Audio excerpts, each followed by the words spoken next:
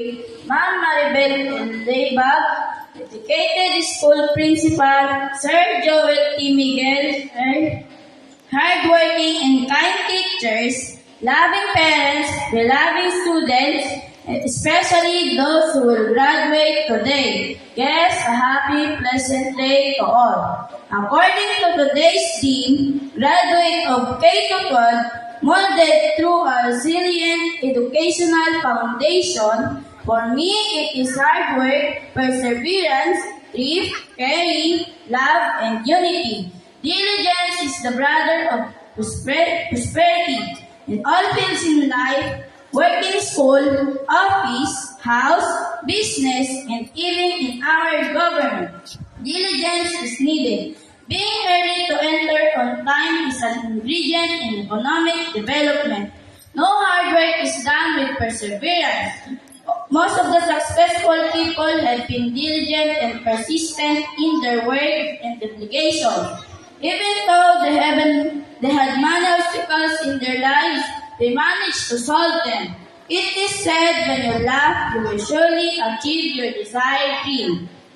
It is an honor and I'm happy to stand in front of you as a learner who got great marks this year. I can't believe with my success because it is also for my parents, Mama, Papa, and to my family who trust and support me all the time. This is for you, Ma and Pa.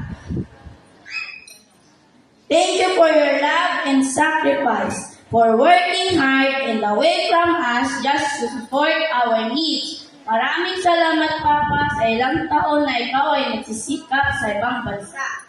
To my idolized older brother, Kuya Roldan, thank you for being so patient with me so that I can learn in many ways.